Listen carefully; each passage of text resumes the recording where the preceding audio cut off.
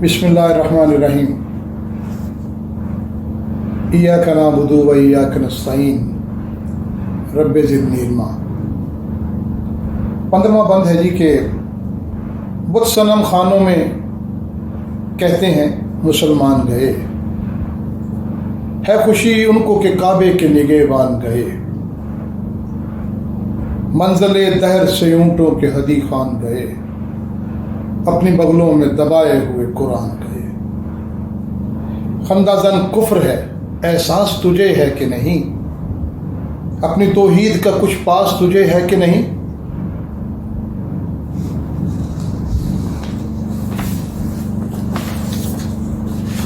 सनम खाना जहाँ बुत रखे होते हैं, मगर ये बुत बेचने के लिए नहीं होते, बल्कि यहाँ उनकी इबादत की जाती है, उनकी परस्तिश की जाती है। हिंदू वहाँ आके इन बुतों के सामने माथा टेकते हैं, उनकी इबादत करते हैं। मुसलमान गए, ये बज़ाहिर दो लफ्ज़ हैं,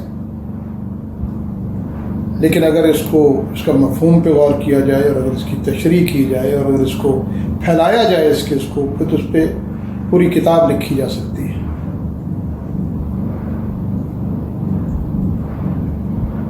आम फहम में मुसलमान गए का मतलब यह है कि मुसलमान ख़त्म हो गए, मिट गए मुसलमान हमेशा के लिए, यानी अब वो कभी वापस नहीं आएंगे, बस चले गए।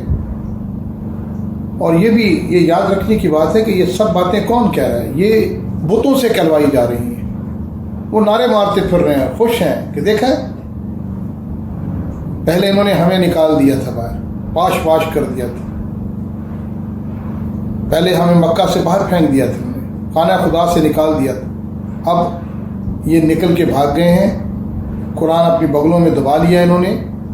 ये कुरान बगलों में दबाना एक मुहावरा है, और ये अब भाग पड़े हैं, खुदा हाफ़िज़ है इनका, अब ये वापस नहीं आते। चलो अल्लाह ये शुक्र है कि अब हम, अगर भगवान ने चाहा तो हम दोबारा उसी तरह पूजे जाएंगे और फिर दोबारा हमें उसी तरह ही खाना खुदा में रख दिया जाएगा।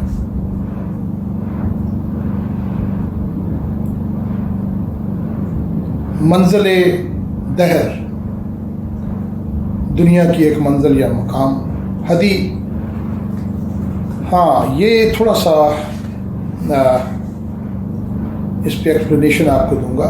हदी अरबों का वो गीत है जो सराई सफ़र में उस वक़्त गाया जाता है जब उनको ये महसूस होने लगे कि चल चल के अब उनके ऊँट थक गए हैं और अब वो किसी लम्हे बैठ सकते हैं, तो फिर जो उनका ऊँटों का एक ड्राइवर समझ लीजिए, वो अगर सुरीला हो, आम हालात में उसको सुरीला ही रखा जाता था और रखा जाता है, वो इसको लहक लहक के जब ये हदी पड़ता है या गाता है तो ऊँट शाश बशाश हो जाते हैं और अपने सफ़र के लिए फिर चल निकलते हैं। अल्लामा ने यही हदी का एक गीत अपनी फ़ारसी कलाम में लिखा है, उसका एक बंद आपकी नज़र करता हूँ, जिसको अगर वैसे ही समझ आ जाए तो अगर ना भी सुर में हो तब भी अगर सिर्फ उसको समझ लिया जाए तो इंसान खुद हशाश बशाश महसूस करता है अपने आप को। नाकाए सयारे मन, आहुए तारे मन, दिरहमो दीनारे मन, अंध को बसियारे मन, दौलते बेदारे मन, तेज सुरग गामजन, मंजिले मादूर नेस्त। बगलों में दबाए हुए कुरान की मैं बात कर रहा था कि इस मिसरे का मफहूम भी मुसलमानों की नाउमीदी और यास का नकीब है।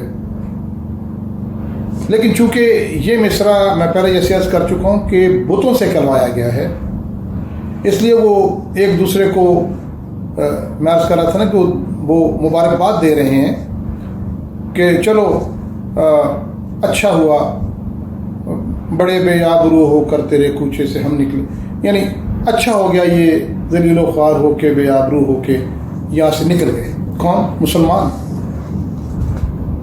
ان کے پاس سرمایہ حیات قرآن حکیم ہی تو تھا جس کو انہوں نے پس پش ڈال دیا، اس کو سمجھا نہیں، صرف اس کی قرات کی، اس کی حکمت تلاش نہیں کی، اس کی روح کو نہیں پڑھا۔ آخر کیا ہوا؟ ان کو وہی قرآن اپنی بغلوں میں دبا کے یہاں سے نکلنا پڑا۔ خندہ زن ہنستا ہوا توحید خدا کو ایک ماننا۔ اور یہ آخری شعر ہے جی اس بند کا، اور یہاں شاعر اللہ رب العزت کی ذات کو مخاطب ہو کے یہ کہہ رہا ہے کہ اللہ دیکھیے کافر ہم پہ ہنس رہے ہیں، ارے اللہ تو شاید بے حس ہے، تجھے احساس نہیں ہو رہا کہ کفر تمہاری توحید پہ ہنس رہا ہے، یعنی کفر خندہ زن ہے، مذاق اڑا رہا ہے، اور توحید خاموش ہے، چپ ہے، کیوں تو اس کا بدلہ نہیں لیتا اللہ؟ اس طرح کے اشعار اور تیر و نشتر شکوے میں آگے چل کے بھی آتے رہیں گے، اور یہی وہ طریقہ انداز ہے، یہی وہ طریقہ کار ہے، یہی وہ انداز بیان ہے جس نے اس نظم کو ایک شاکار نظم بنا دیا۔ اللہ سے دعا ہے کہ اللہ پاک ہمیں قرآن و سنت پہ عمل کرنے کی اور اس کو سمجھنے کی توفیق عطا فرمائے۔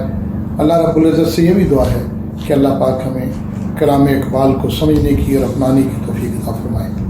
آمین یا رب العالمین۔